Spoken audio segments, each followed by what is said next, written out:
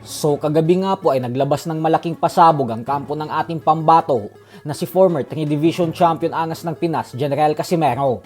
Ito po ay matapos nilang mag-post sa kanilang official Facebook page ng poster ng laban nila ng Japanese Monster na Oya Inoue. At sa poster na ito ay nakalagay na Pilipinas laban sa Japan. Milyones na ang taya. Boxing history is about to be written and the biggest fight in Asia. Saudi Arabia, December 2026. Bukod dyan ay sinamahan pa nila ito ng caption na pikit muna mata nyong mga iyakin.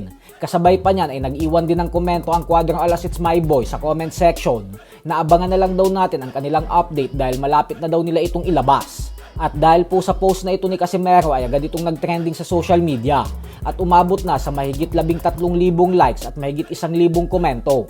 Isang patunay lamang na madami ang naniniwala na mukhang si Inoue na talaga ang makakatapat ni Casimero. Kaya sana talaga ay totoo na ito dahil gusto na talaga nating makita ang angas ng Pinas na makasagupa ang binansagang halimaw ng Japan. Nang sa ganun ay mapatunayan na ni Casimero sa lahat na kaya niya talagang pataubin ang current pound for pound king and number 1 best fighter ng boxing.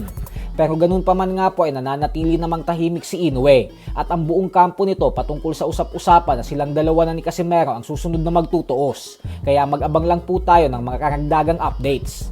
Sa kabilang banda naman mga idol ay hindi nga po natin maitatanggi na bidang-bida ngayon sa mundo ng boxing ang bagong WBC Lightweight World Champion na si William Cepeda. Ito po ay nang dahil sa nagawa niyang talunin via lopsided unanimous decision ang former world champion na sila Monteroach Jr.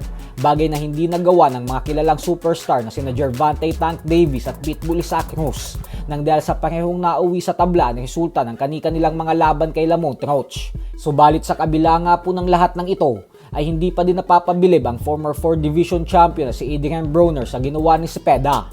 Ayon po kasi kay Broner ay kung magtuos umano si Cepeda at Tank Davis balang araw ay walang duda umano na knockout ang sasapitin ng Meksikano kay Davis. Paliwanag ni Broner na hindi lang daw basta-bastang knockout ang aabutin ng kampyon at bagkus matutulog daw talaga ito sa ibabaw ng lona. At sa sobrang lakas umano ng suntok ni Davis ay hindi lang daw si Cepeda ang mananockout, maging ang buong pamilya umano nito na nanonood sa venue ay mananockout din ang dahil sa mahihimat ng mga ito kapag nakita nila ang sinapit ni Cepeda. Dahil sa pahayag na ito ni Broner ay umani ito ng halo-halong reaksyon sa mga fans. May mga sumang-ayon kay Broner nang dahil sa minsan na din daw bumagsak si Cepeda sa mga boksingero na hindi naman kilala bilang mga power puncher. Kaya paano na lang umano kung kagaya na kay Davis ang makatapat nito. Habang may mga kumontra naman at sinabing baka si Davis pa nga daw ang tumiklop kapag nagtuos ang dalawa.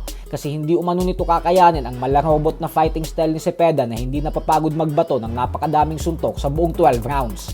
Kaya naman kayo na lang pumusga dyan. So hanggang dito na lang po muna tayo mga idol. Sports Talk PH, kakaiba ang laban ng mga